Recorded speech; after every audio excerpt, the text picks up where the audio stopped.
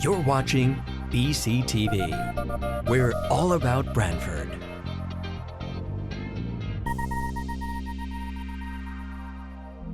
You're watching BCTV, Brantford Government Television, a service of Brantford Community Television. This program is brought to you in part through the support of the town of Brantford.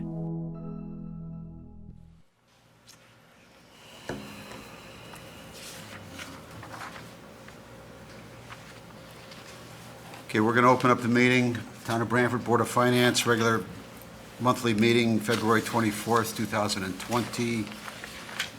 First on the agenda is to approve the minutes of the January 27th, 2020 meeting. I will move those for that acceptance. Been moved and seconded. Any discussion? All in favor? Aye. Next is citizens' comments, citizens' communication. Is anyone from the audience who would like to comment on tonight's agenda items? You're welcome to do so.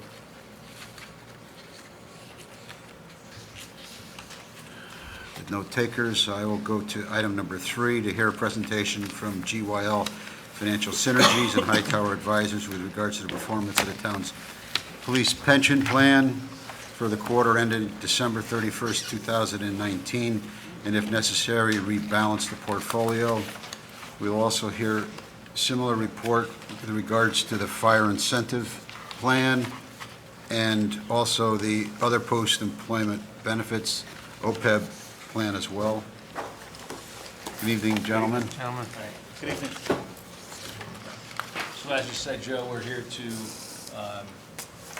report on the experience of the police pension, fire pension, and the OPEB trust for the quarter ending December 31st. As usual, Rob will go through a review of the markets and the economy, and then Michael will review the actual details of the experience of the funds. Thanks, Charlie. Great. So I'm going to be giving some comments and updates with regards to specifically fourth quarter of 2019, so the period ending December 31, 2019. To put in context the experience of the fund during that period, and further I'll provide a little bit of detail through the current market day of market returns. So as we look at the fourth quarter of 2019, as we look back at that, it was a very strong positive quarter for equity markets, domestically as well as abroad. U.S. equity markets had returns in the 7 to 10% range, and international markets, we saw a little bit of life evolve in the developing space, emerging markets being up about 11% in the quarter. So we had a very good positive fourth quarter. And that translated to very strong returns for the calendar year across all equity markets in the mid-20s to low 30s, depending on the U.S. markets versus internationals or size and style. So very strong year in stocks during 2019. And that was also paired with strong performance in the fixed income markets as interest rates declined throughout the year, leading to better returns in fixed income than we've seen in a few years. So it was a couple of very good things that created a strong calendar year in 2019, and that equates to things that Michael will go over with regards to each of the 3 funds. So we continue to deal with a few key risks that we see in the market. The trade war with China continues to be something that's ongoing, but it's taken somewhat of a backseat in the media view recently because of other events and activity. I'll just mention briefly, and Charlie may opine a little bit further, but with regards to the coronavirus and its continued spread, which has caused volatility that we see as of today in the marketplace, and the uncertainty of the Democratic Party and that nominating process that we'll be going through this year, we view as an item that will create some market volatility for us to contend with. On a valuation basis, the equity markets appear to continue to be fairly valued. When we look at them on a price to earnings ratio basis, on forward expected earnings at a forward PE of 18.5 times. So we view equity markets to be fairly valued. And we've had overall good earnings releases in the fourth quarter from corporations, with about 70% of the companies providing positive results to their earnings for the fourth quarter. So I mentioned 2019 returns to the markets.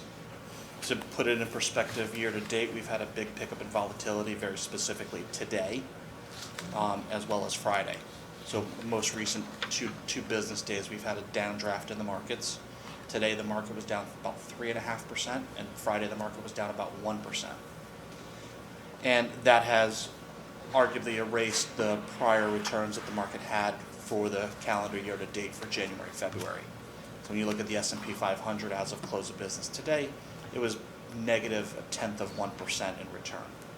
So a bit of volatility has crept back into the markets, and it's done so from a number of factors, but the most prominent one noted today is the increase in the spread of the coronavirus and concerns of how that's going to affect global economic activity and how it may slow down on an interim basis certain elements of global production as people are basically being quarantined to stay home in provinces of China and the such. What we also see further is the Federal Reserve is standing at the ready to their policies to evolve.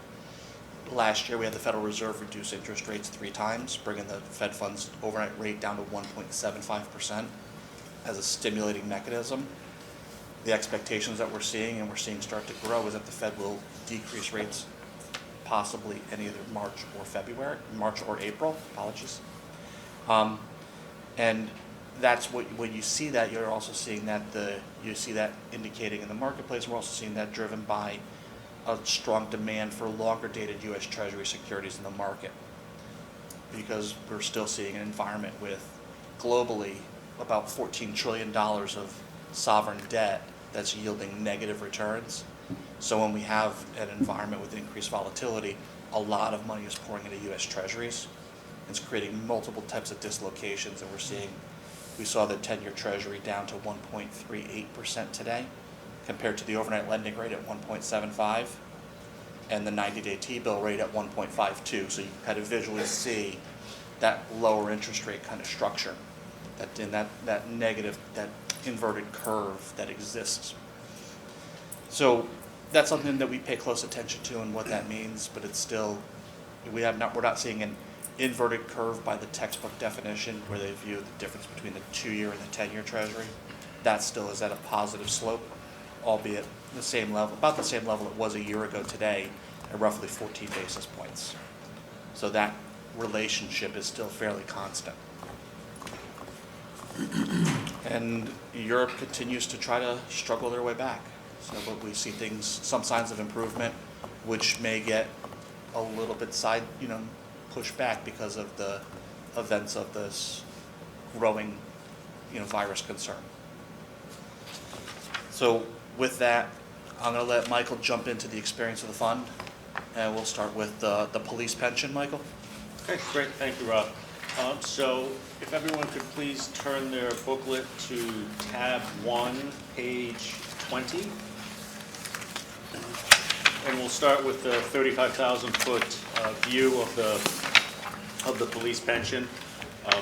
We can see on the top left the growth of a dollar chart going back to 4/1 of 03. As you would imagine, the performance has been consistent with that of the underlying benchmark. Slight excess performance, although that's come in a little bit over the past couple of years. You can see that if you look to the right there, the average return, annualized return for the plan, 5.84%, versus the benchmark right there at 5.86%, which translates to a since inception return of just under 159% for the plan.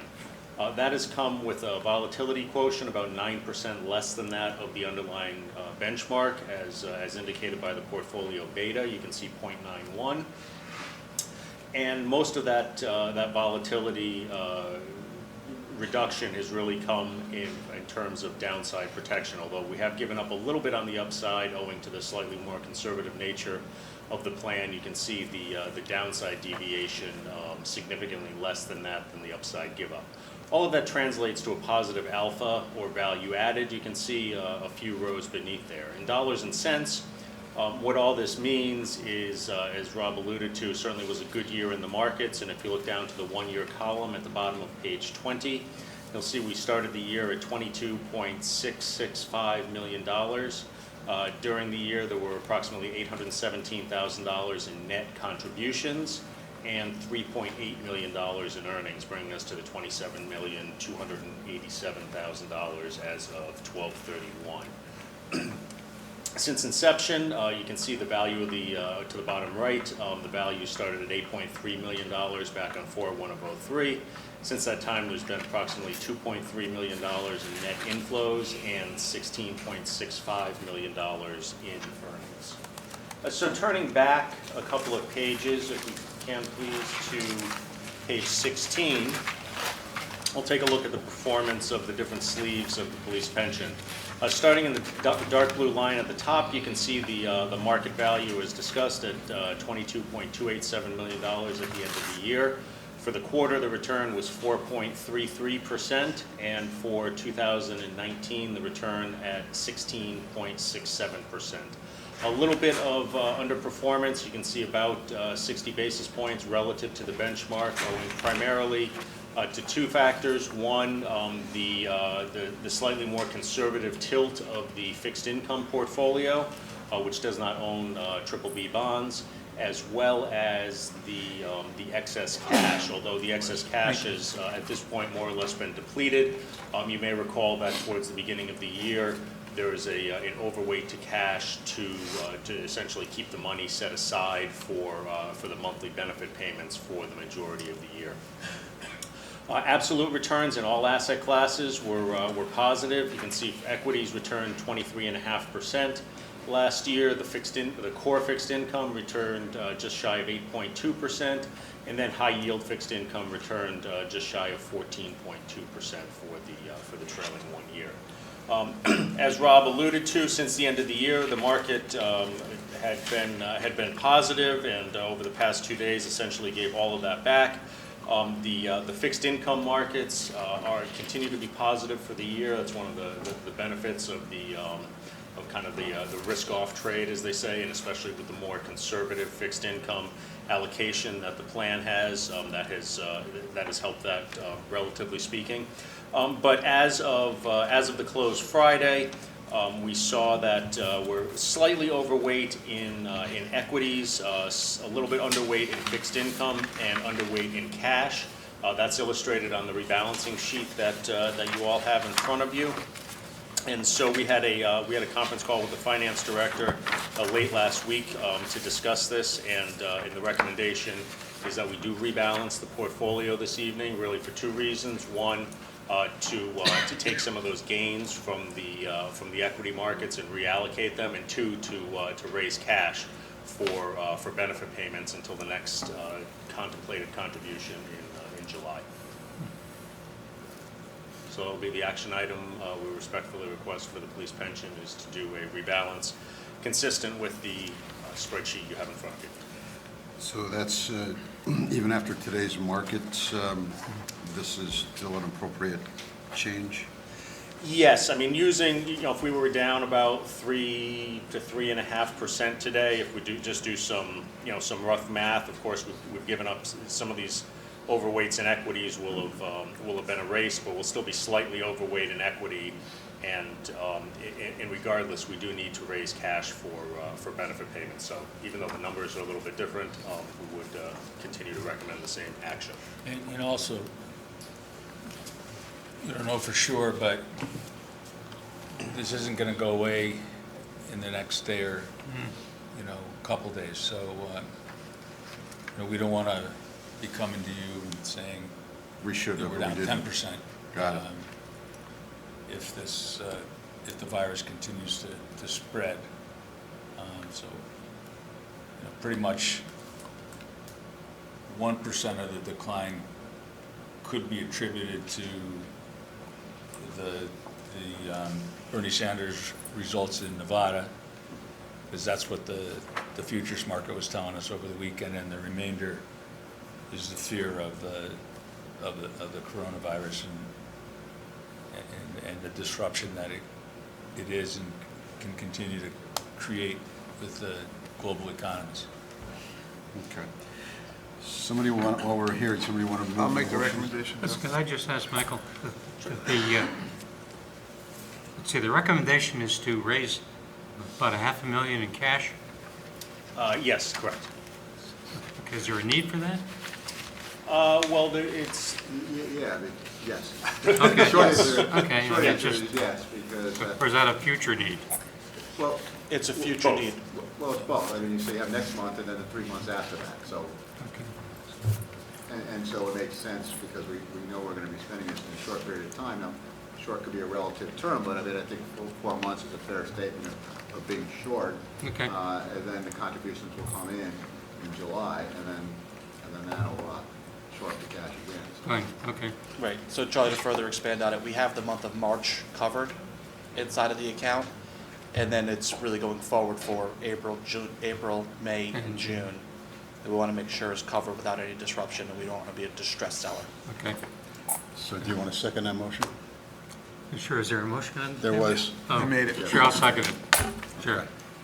Motion's been made and seconded. Other questions or discussion? Harry? No, the only question I had, many of the forecasting that I've seen and hearing was that the feds weren't going to do anything this year. Now, what seems to be this long-term viral problem, it's not going to be short-term, is the feds are looking possibly to lower interest rates. So are you guys going to be visiting that again, or you discounting it?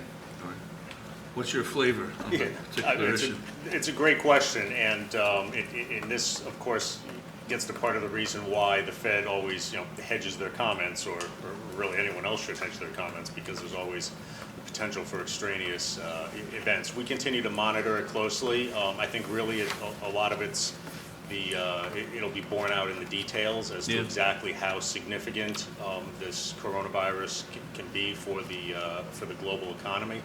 At this point, it's a lot of supposition and extrapolation and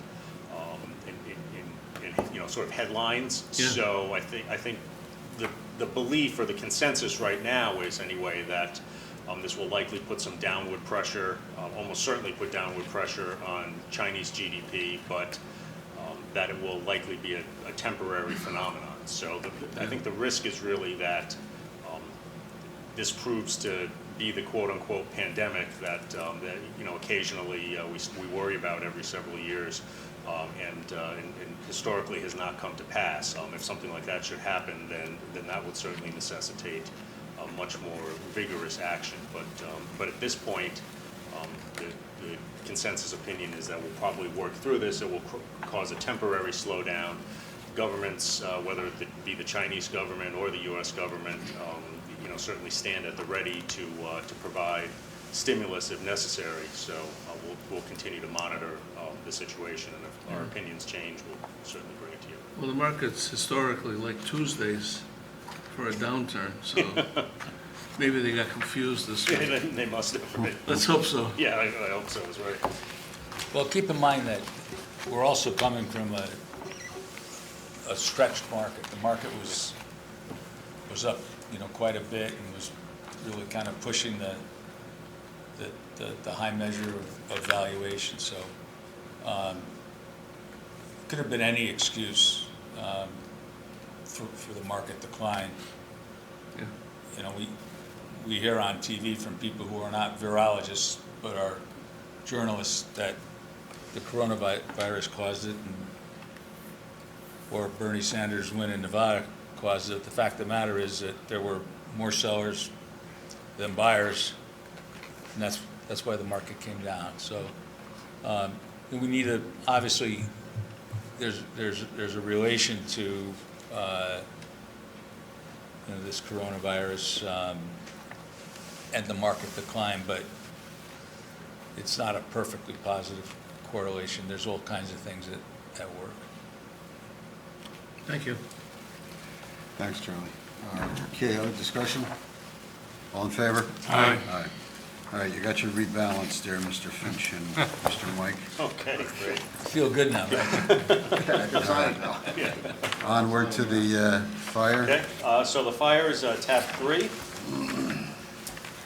And let's turn to page 20 of tab 3, please. And again, we'll look at the 35,000-foot view. Of course, we're going on just over 4 years since the fire has been bifurcated from the broader pension, so less history. But on the right-hand side, the annualized average return has been 6.48% on a total return of 29.2%. Slightly less than the total return of the policy, which has been 30.75%. That has come with about 6% less volatility, as defined by the portfolio beta. And so then again, the alpha or value added slightly positive, and this is a little more consistent with what we'd expect, because the fire pension is kind of passively invested across the board, owing to the relatively small size of it. So that opportunity for risk controls or excess return just doesn't exist, other than with the relative cash allocation. So this is pretty consistent with what we would expect from the way the fire is invested. At the bottom, you can see the one-year numbers. We started at $1.02 million. There were approximately $45,000 in net contributions and just under $170,000 in earnings. And going back to that 12/1/15 date, you can see that the net investment change figure at $251,000. Turning back to page 16, at the high level, the return for the fourth quarter was 4.25%. For 2019, the fire pension returned just a tick shy of 16.5%, and as mentioned before, for both the 3-year as well as the since inception number at 6.48%. We are on target. You all have a rebalancing sheet for the fire plan in front of you as well. We are on target with the underlying policy for the fire. Just 0.1% overweight to fixed income. This again is as of Friday, so these numbers will be slightly different. And a 0.3% overweight to equities and a slight underweight to cash, but no need to rebalance to raise cash.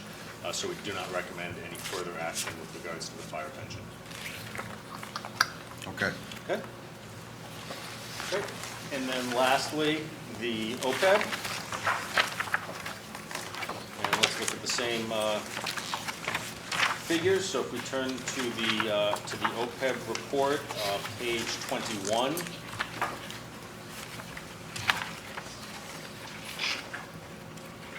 We can see at the top right the average annualized return at 5.64%, spot on with the benchmark. That leads to a total return of just shy of 59.5% since July 1st of 2011. That's come with significantly less volatility, about 19% less volatility than that of the underlying benchmark, as measured by the portfolio beta. And so this portfolio actually has the highest alpha or value added, not because of the excess return, but because it's gotten the same return as its benchmark with significantly less risk. You can see that alpha figure at 0.08.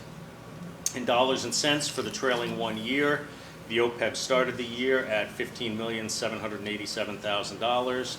There have been about $6.117 million in net contributions for the year and $2.59 million in earnings, bringing us to the $24,491,000 at the end of the year. And you can see since inception, we started with just over $4 million in the OPEB. There have been a little under $15.25 million in net contributions and $5.23 million in earnings for the OPEB. Turning back, please, to a couple of pages to page 16. We can see the performance of the plan at the top line in blue. The return for the quarter was 3.68%. For 2019, the return 15.52%. And then for the 3-year number, it's 6.66, 5.14 for 5 years, and as discussed a moment ago, 5.64 the since inception number. The OPEB, as you're all well aware, is overweight in cash due to the large contributions on the spreadsheet that you have in front of you.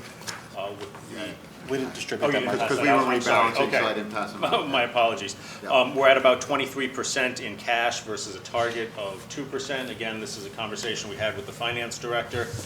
We had an hour-long or so conversation on Friday of last week discussing this, and at this point, because we know that the board is considering some structural changes to how the OPEB is being funded, our recommendation for this is to remain overweight in cash, especially in light of current market volatility, until there's more clarity on exactly what the approach is going to be for the OPEB going forward. All right, thanks, Mike. Questions on this OPEB presentation? Okay, gentlemen, appreciate it. Great. Thank you. Thank you all. Thank you. Next, item number 6 is to consider and if appropriate, approve an appropriation from the general fund into the land acquisition fund to provide additional resources for the Crescent Bluff land purchase as per required condition of settlement, and to create an appropriation in the land acquisition fund for total purchase amount and act on the following resolution.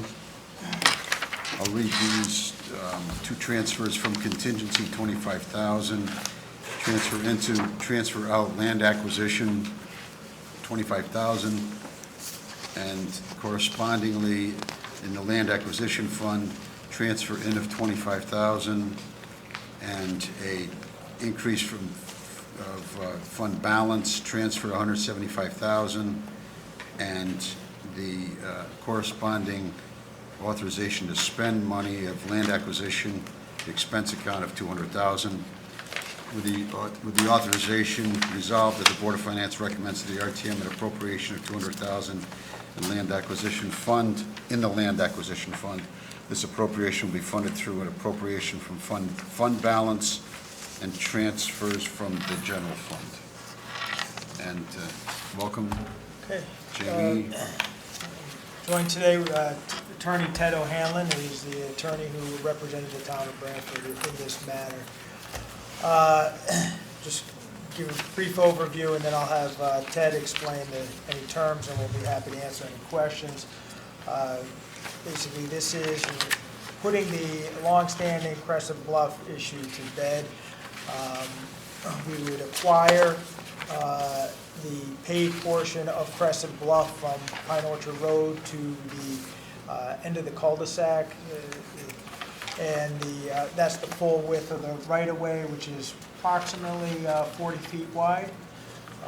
And it would, we would have an established easement for the right to drain through, which we have an existing pipe through the grass or lawn area. This it's important to note that the town was brought into this matter several years ago with a case which I think it's Wheeler versus Beechcroft, and we had at that point there was 3 counts I think that were being considered, and the one count that was in particular interest to the town was obviously the state of the road, the status of the road, and our feeling that it was always a town road. The court at that time did not rule in favor of the town. We were set to appeal that, however, we couldn't appeal until the other counts were decided. That was, but however, we had to remain engaged in that activity that was going on related to that court case. Then the town was brought into the Wheeler versus Board of Selectmen case, which was a petition case asking to lay out a road. So you could see we were between potential to appeal plus the original case and this one. We had a number of issues and mounting legal expenses. Back in August, I would say we entered into discussions in earnest on bringing this to a resolution through the town acquiring this parcel. And that's what we have before us now. And I can turn it over to Ted if there's anything you'd like to add, or just where we are in the mechanics. Thanks, Chief. Thank you. Good evening. Ted O'Hanlon from Robinson & Cole. I think this settlement is very good for the town and for two reasons. One, the first selectman took control of the town's destiny in this. The town was one of several parties in a dispute over these road rights, but and the town had lost before he took office a decision where the road was declared private, a road that had a sanitary sewer and a storm sewer underneath it, as well as all the utilities of a regular town road. So the town was looking at considerable exposure, both in terms of being able to provide to those property owners along there what they expected from the town, and also to manage its own costs. So this settlement, that I think Jamie held back and said the town is going to take this back through eminent domain. But we're not going to do it willy-nilly.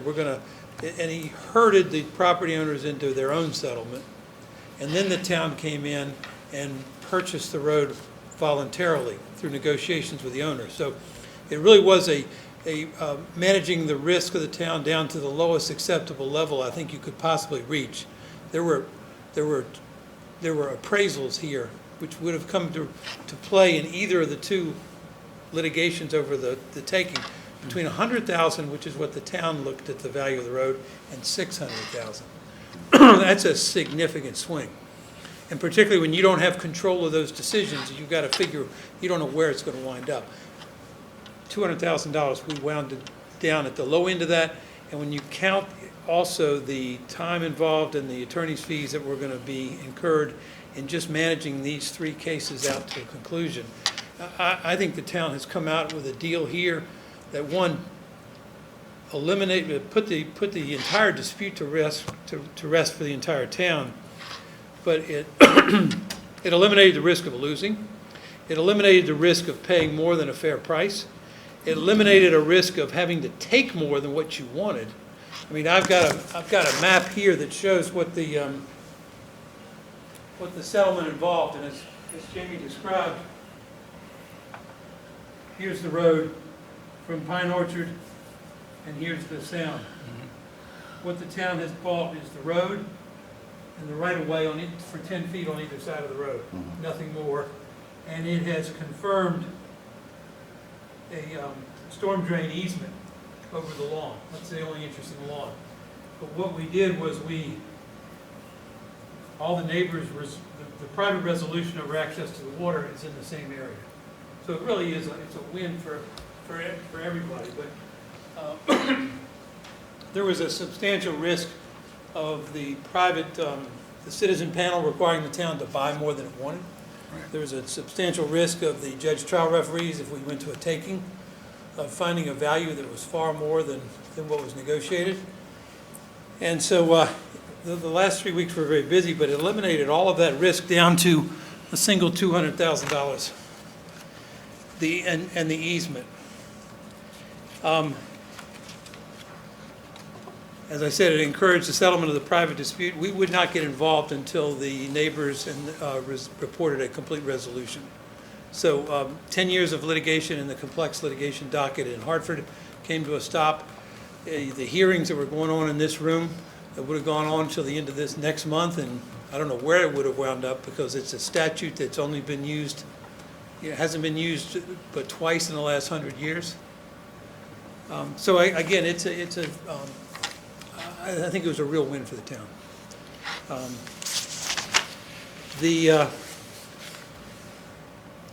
And you've eliminated the distraction, the publicity, the inconvenience for the engineer department, the police department, of the number of police calls and all that. So I just think, all in all, the $200,000 is money well spent and far below what the town would ultimately pay out were it to just, had it been played along and let this litigation run its course. But I think it's a real tribute to Jamie for taking charge of it and entering in at the right time and encouraging the people to go in the right direction. And I think it's good for the town of Branford. Thanks, Ted. Questions from the board? Charlie? So I followed this situation for a few years, and I'm happy with the settlement. I'm glad it's settled. But I've often wondered, when the property owners first purchased their property, why didn't the title search show up some of these awkward conditions about who owned what? You know, that's a good question. None of them did. There was an heir that was left out. It was a piece of detective work that I don't know the full details about, but that it was done that revealed an heir that was left out of an estate resolution that passed the property on, and these title searches didn't find it. It really was you could call it fortuitous for the owner, unfortunate for the town. But again, I think this is, none of the title searches for generations just revealed this. Are the title search companies kind of responsible for some of this? It's very difficult to go back and prove and do that. No, they won't be responsible for this, but I still think, Those are the questions. yeah, this is bringing it back into where it should be at a minimum cost. Yeah. Thanks, Charlie. Harry? Move it. I'll move it, Joe. Been moved by Jeff. Somebody want to Second. second it? By Harry. Questions, additional discussion? All in favor? Aye. Thank you, Jamie Enstead. Thank you, Thank you very Jamie. much.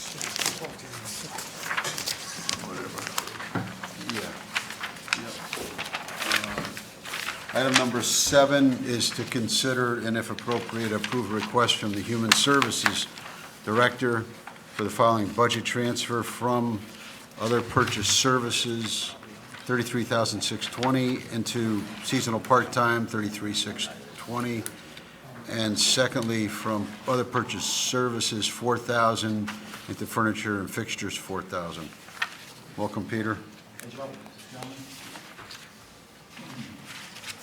I'm asking for the request because two contractors that we had in our other purchase services line item had to be pushed over to part-time employees. They didn't meet some benchmarks that HR wanted them to meet, and so it was a natural progression for them to go over to part-time help. Okay. We have questions from the board. Charlie? Hi, Peter. Hi, Charlie. Listen, were these two contractors the physicians from Yale? No. One is a nurse, Oh, okay. and one is a social worker. So what were the conditions they didn't meet? I mean, that's, Well, because the nurse is, he's retired, so he's just working for us. He doesn't have any other employment except for his pension. So technically, he wasn't his own business. And that's why Margaret felt that he needed to go into a part-time status. The other social worker that we have, she's employed someplace else. She doesn't have her own practice, so she didn't meet that criteria of having her own business. So Margaret felt it was probably more appropriate to move them into a part-time status. makes sense, good. So this was done with, in conjunction with HR? Yes. They're the ones who made that HR is determination? the one that initiated this. Okay. Other questions on this? I'll move the transfers. Moved from Victor, I'll second it. seconded by Jeff. Discussion? All in favor? Aye. Thanks, Peter. The second, we get the second one? Second one, yes. Yes. Furniture and fixtures. Furniture and fixtures. We have some extra money in the other purchase services, and we wanted to move it over to furniture and fixtures because of some of the chairs that we have in our conference room. We're waiting for a new conference table, which, and the chairs that are in there now, probably been there since the Conference Center moved into the building. So some are damaged, some are worn. We're just looking to replace I think there's 20 of them we want to replace. Make them more presentable, more suitable than what the ones we have now. I'll move it. Second. Wait a minute, Been moved and seconded. So do we have a discussion, Charlie? aren't some of those chairs, the chairs that were donated? I'm not sure, Charlie, because they I were there when remember I at one got there. time, people donated their chairs. Well, I don't know, they donated the same type of chair, so I'm not sure that was part of that group. No, they are shabby. I agree with you. Okay, thank you. So, any other discussion or comments, questions? All in favor? Aye. All set. Thank you. Thank you. Okay, number 8, to consider a request from the first selectman regarding an appropriation of $14,000 for the creation of emergency management stipend account. Jamie? We have a letter from Jamie that to kind of provide Yeah, an we do. overview of this. Yeah. Yeah, I don't know if you each got an opportunity to review my letter that I sent over the weekend, but pretty much just outlines. Chief Mahoney and Tim Murray from Volunteer Fire Department were appointed Emergency Management Director and Deputy Emergency Management Director in September of this year. They've taken on a role and put a lot of time into it, and it's very clear that this is going to be an ongoing responsibility. As I stated in my letter, the position assumes a level of responsibility, accountability, and commitment that warrants compensation. Tom was appointed Assistant EMD back in 2017, in which he had, since that time, received at least 8 certifications that are required for the EMDs to hold. He has began to evaluate our emergency operations plan, began updating that, which is about 50% updated. He expects, I think, at the end of March, that will be complete. They've moved the EOC over into this building, which a lot of the work was done by both Tom and Tim, as well as some help, I think the Deputy Assistant Chief Heffernan. And that was real cost savings, remember, having them do that. It's a much larger facility and will be better for conducting the EOCs. But getting into, more importantly, some other things that I think are important to touch on. Chief Mahoney has really taken the initiative in really engaging other departments and developing their plans, and including them in some operations, some drills. We've had some state exercises that were held here in this building, and making sure that we're really prepared for an unfortunate situation that may occur. I also mentioned he moved over to the State Connecticut Alert, which saves us $12,500 per year. But that also, doing that also increased our reach. Plus, he has the ability to mass notify town staff.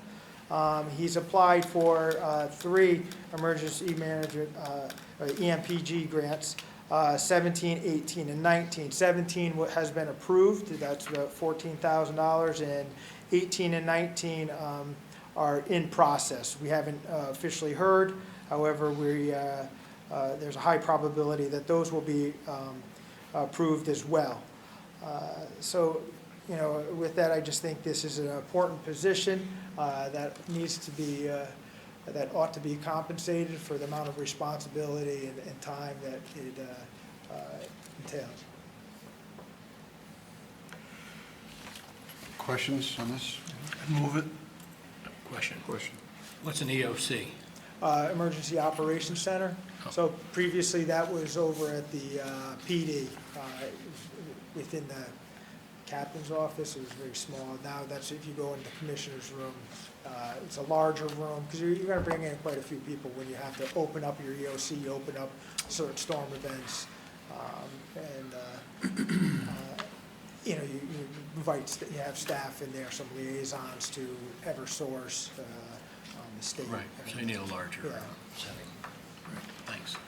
So, I know. And, you know, I just also want to point out with the question with the EOC, you know, prior to this move, I did speak with Chief Mahorn from the police department to get his input as far as the operations being over at the fire department, and with, and prior to Chief Mahoney being appointed EMD, but he felt it was appropriate, given the fact that, you know, with the broad different scenarios that may occur, fire is going to be involved or set up. You know, certainly the police play a significant part in a lot of these responses, but given, you know, if it's a chemical spill. You know, there's a whole range of different things that, and you do see most other communities is within the fire department.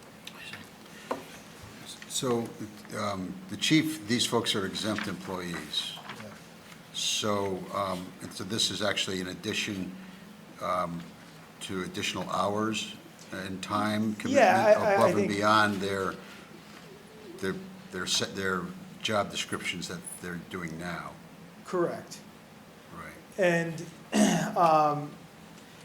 you know, I think it's important to note, you know, as I said, the fire department, police department, you know, these departments are responsible to respond and prepare, but however, this position that really administers and takes the lead in coordinating and establishing our emergency operations plan is, you know, many times a position in itself. But, you know, but there is some work probably that is being done that may fall within, you could say, the existing responsibility of the fire chief. However, there are, you know, some responsibilities, time commitments that are outside of the current role. So that's what we base the stipend on. You know, the value of that position, if it was is probably much greater than what the stipend is. But, you know, some of that is being fulfilled under his current role as fire chief. So this would be on a prorated basis Yeah. for this so fiscal year? We start September, when he was Okay. appointed, both were appointed. Right. And so you can see that the grant itself will cover, though we have a few years a couple of years that'll come in. Moving forward, the grant that we did receive, the EMPG grant, covers that stipend. Okay, Harry moved it, there wasn't a second. Second. There's a second now. Additional discussion or questions? Which account is it coming from, Jeff? From This would- undesignated fund balance? Or what This is is a, Contingency. it? Oh, contingency? do I have a, we don't have really a motion on this, but we will, I think it came out over the weekend. I saw that, I just don't see a to and a from type of thing. Yeah, they're, Do you want to provide that to me? yeah, the account would be 14,000 from contingency going into the fire department, and then we would create an account for the emergency management director stipend. Okay. So Harry, that's part of your moved motion, resolution? Yes, you didn't hear me first. Okay. And Part of my second. part of your second, Victor, with the details being provided now by our illustrious finance director? Yes, sir. Okay. Other questions? Joe? Yes. Can we have a report on the contingency balance? Yes, you can. Usually I ask for that, but you're right. You can ask for it anytime. Jim, what's the balance? Okay, with the 25,000 we approved earlier with the land acquisition of Crescent Bluff and the 14,000 for the emergency management stipend, the balance in contingency would be $818,969. Thanks for reminding me, Lisa. I almost did, forgot. So, okay, thanks, Jim, on that. Other comments? All in favor? Aye. Opposed? None? Thanks, Jamie. All right, you're still here, so we have, Number 9. number 9 is to consider and if appropriate, approve appropriation in the Coastal Resiliency Fund for the purchase of a property and structure located at 17 Creek Court and act on the resolution, which would be in the Land Acquisition Fund, increase the fund balance transfer $125,000 into the land acquisition $125,000. Resolved that the Board of Finance recommends to the RTM an appropriation of $125,000 into the Coastal Resiliency Fund. This appropriation will be funded through an appropriation from fund balance. That's the background and proposed resolution. Jamie? All right, thank you. So 17 Creek Court is located adjacent to Sybil Creek, right off of, down in the Waverly Park Road area town. This property was substantially damaged in Superstorm Sandy. That's it's defined by the National Flood Insurance Program and of our local ordinance as damages exceeding 50% of a structure's appraised value. In order for any repairs or improvements to be allowed, the structure would need to be brought up into compliance with our local floodplain ordinance.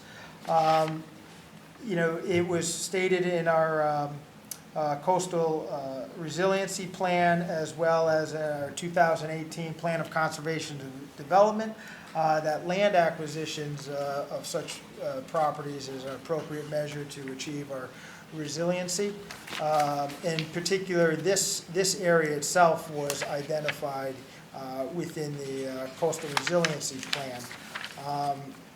It's subject to, there is the tide gate over by 146 South Montague Street, which does hold back, some of the nuisance flooding when operational. However, in severe tidal surges, that could easily be not adequate to hold back the tidal surge, as well as from the north, it's prone to flooding coming down through the Tabor area and down into that Waverly Park Road area. So it is vulnerable to flooding. One thing I think it's also important to note in terms of a long-term view, as you know, the state is getting ready to rebuild that bridge over Sybil Creek. The town has had a few meetings, several meetings, which I was involved in the last 2 or 3 of them, with DOT, who was getting ready to start that project. The one thing that was we met to discuss was the tide gate. Though that was historically maintained by the state, it is the deep, and the state kind of made it clear that moving forward, that they don't feel it is their responsibility to maintain. We pushed back on that, so eventually they did say, I showed records of just as recently as 2017 when the state did respond to issues at the tide gate and did maintain them to show that they were still maintaining it to some degree. However, it's clear that the direction of DEEP and the state is to move away from taking responsibilities of these type of structures. That would only further put at risk these properties that are along that creek. I did send you a map. If you notice on the elevations, it's very low. It's probably only 2 feet above sea level at those houses along the creek area. What are we going to do with the property? We would take the house down, the structure down, and leave it as open space. For that process, if the board decides, approves favorably approves to fund the acquiring the property, we would then go into our due diligence and be back for the cost to demolish the property. And we would begin, to do our due diligence as you do with any acquisition. And 824 referral to the planning and zoning and RTM. I know I had a discussion with some members, and they asked about, well, what about other potential properties, and is there funding available for that? What would we have to do to seek that? There's actually FEMA funding. There's 2 programs. I think one's a 75-25% match, 25% of the local share, as well as a 90-10. So what we hope is, in the future, if this spurs further interest from owners in those vulnerable areas, that we would then pursue FEMA funding for the acquisition of those properties. at a 90% paid by the federal government, 10% local share. So, did this property owner come to us? Yes, so as I stated, it was substantially damaged. So the property owner had just come to us and was starting to look into, what was required for them to build in that area. And they were, kind of on the fence whether to challenge the substantial completion and substantial damage claim. So at that point, we, asked if, told them that, perhaps if they're interested, they'd be interested in selling it. And then I did attach an offer to sell, which they did come back and provided the town with an offer to sell for the amount of $125,000. I then engaged an appraiser that the town uses, and he actually came back with the same number, the $125,000. So I think one of the concerns that I have, I think maybe the board may also, is the precedent that this sets with regards to the other properties in the neighborhood or other properties elsewhere. I'm just wondering where it starts or where it ends. Yeah, well, as I said, this area was identified in our coastal resiliency plan that we did a couple of years ago, and land acquisition, property acquisitions was a recommended, because of their close proximity right on the bank of the creek, that they felt that there was, probably made sense to acquire and remove the property. If we do get other interest, certainly we'll evaluate to see what is if it's in the town's long-term interest and long-term planning interest to acquire that property. If it does, then we would seek the FEMA funding. So I think use this property as, perhaps being that there are options and there are, measures that we can take to address some of these problems. Interesting enough, this area of town was actually studied back in the 80s. And the concern about these properties and how they should be flood-proofed and the potential, the risk that they were faced with, back in the 80s. Now, in the 80s, we weren't discussing sea level rise, climate change, but even back then, this was an issue. Getting back to what as I was saying, with the state view, really, that they are really backing away of taking responsibility of that tide gate structure, and wanting the town to take over the operations and maintenance of it. I mean, that in itself, we don't enjoy the same protections from potential exposure that the state enjoys. They have, they're indemnified from liability that the local municipality is not. So if that does fall on the town to ultimately maintain, there's potential, I would say, this is going out years, that there's exposure to the town, the taxpayer on that, if failure or proper maintenance wasn't in place. So did any of the other properties, like next adjacent properties, have similar damage? Yeah, I think there was one that was raised. Yes, there were some that had some damage. And again, it's all based on the value, the 50% value. So I think there was some that had damage but may have not exceeded that 50%. Therefore, they wouldn't have fallen into substantially damaged. But they're all at risk. I mean, they're all very low. And again, as I mentioned before about the state responding to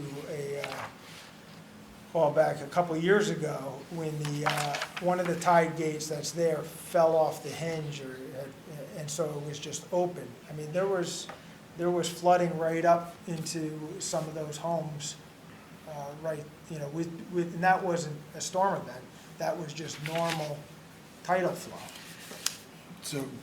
So could you go over our responsibility or not for the tide gate? So right now, we don't have any. It was installed by the state. They own it? Well, and that's where they're trying to say that they feel that they don't own it. And I don't know how they can make that claim, but that's what they're Is saying. the floodgate at the road? Because it's not attached, that's the issue, Joe. It's not attached to the structure itself. It's not part of the bridge. Right. So that's where DOT said, it's not part of our structure, therefore we do not own it. Who owns the waterway there? So, well, that's the point I made. I said, yeah, but that's your right, your waterway. Waterway is the state. But and I said, Deep's been maintaining it, and that's when, so essentially Deep was holding off on signing off on the permit to do the bridge, because they didn't want to provide an operations and maintenance plan. Okay, right. And right. so eventually we met several times, and we pushed back and saying, we're not going to take ownership of it. This was something that was maintained by you just as recently as 2 years ago, and that's documented. So we finally concluded the meeting with them saying, okay, we're not going to continue to come to town, but I think it was understood that they said this is the only tide gate that they're maintaining for this type of roadway in the state, and that they're not, Deep is no longer in the business of maintaining tide gates. I mean, we have a similar situation over at Jarvis Creek. I mean, there's a tide structure there that boards were removed, and we inquired about that, about repairing it, and they, essentially they don't want it to, they won't repair it. They said, well, you can go to the town, which the town has no way to access the tide. It's not in our waterway. It's the same question you're bringing up. We don't have any abutting property to it. And, we said to them, that was the question. So if we file a permit, which we have no access to, but if we file a permit, get it fixed, then we assume all responsibility for that structure from now moving forward. And they said, yes, and you need to, there's failure, they said you have to go and repair the whole thing. It's not as simple as slipping a board in. They're going to look at the entire structure, and now the municipality owns that and owns that liability.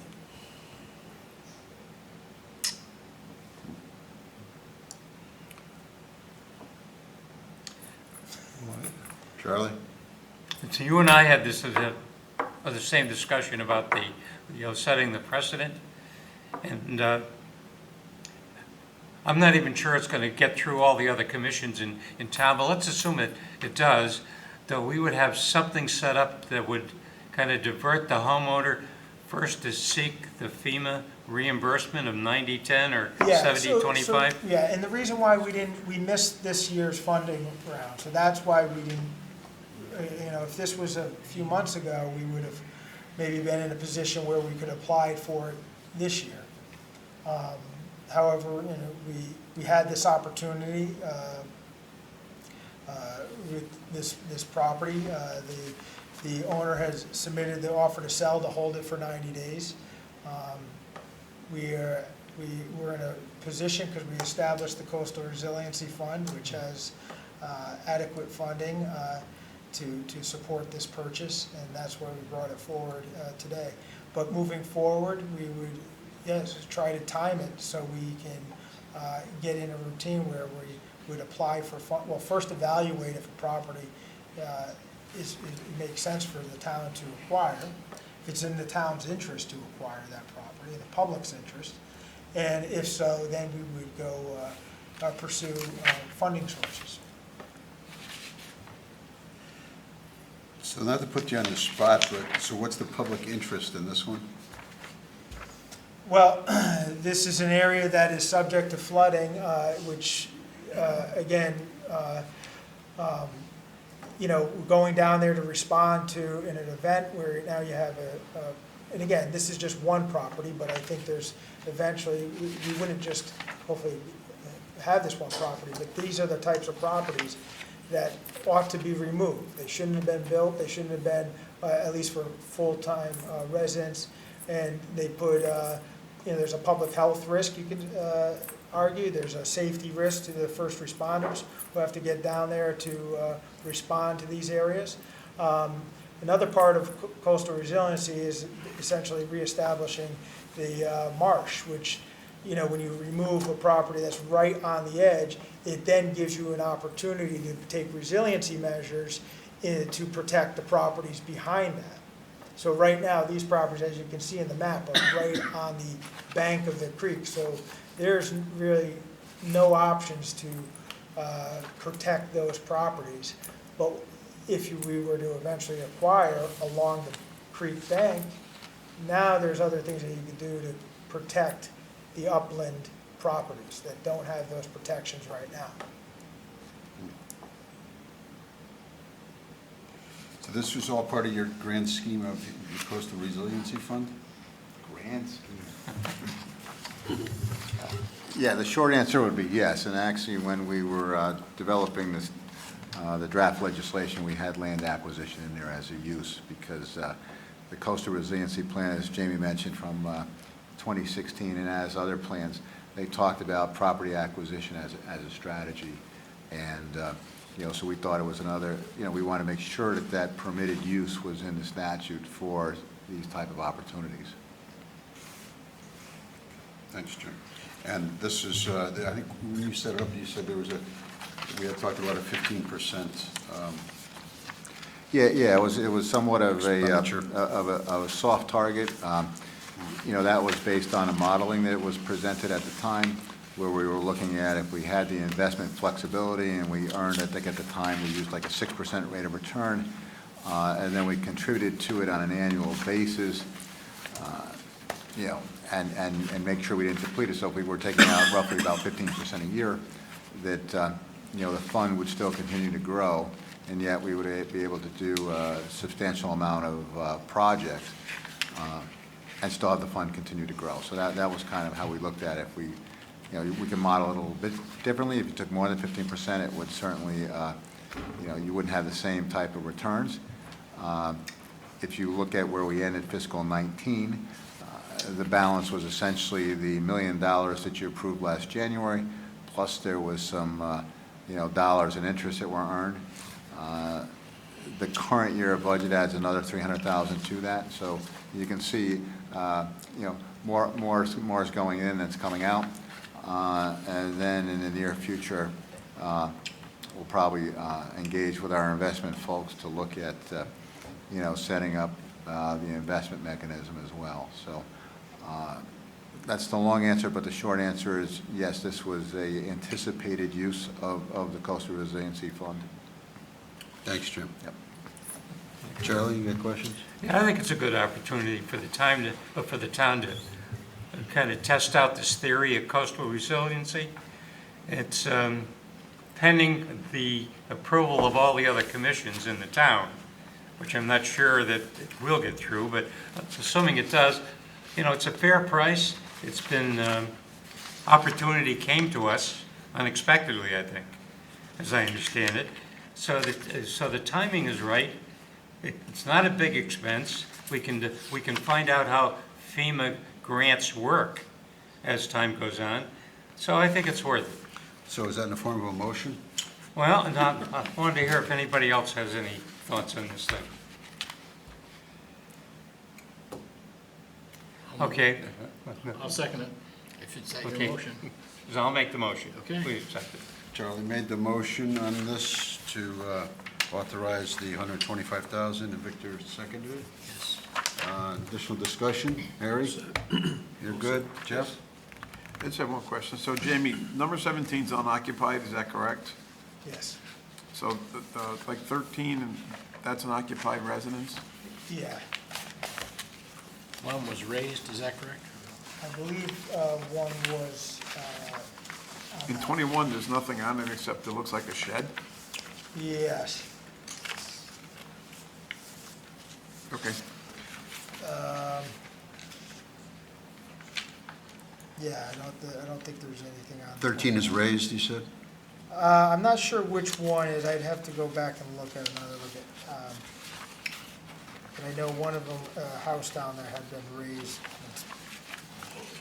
20-something steps up to get up into the house. Any other questions? Okay, no, I'm You good, thank you. You good, Jim? Okay, I have read the resolution. Resolved that the Board of Finance recommends to the RTM an appropriation of $125,000 in the Coastal Resiliency Fund. Appropriation will be funded through appropriation for fund balance. That has been made and seconded. Additional discussion? All in favor? Aye. Thanks, Jamie. Thank you. Appreciate that. With no other business to come before the board, I'll enter. Do you need a resolution increasing the overall budget for the town with these, is that what we're doing with these fund balance transfers? No, this is within the Coastal Resiliency Fund itself. Okay, this and the other land acquisition, that wasn't from the undesignated fund? No, sir. No. No, typically when there's a fund transfer, it's the fund balance of that specific fund, not the general fund. Okay. Yeah, yeah. You good? I'm good. Okay. I'll move for adjournment. Motion, I'll accept the motion to adjourn. So move. Moved. Second? All in favor? Aye. Thank you.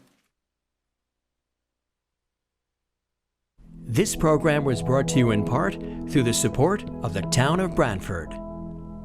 Watch town meetings and other videos on demand at BrantfordTV.org.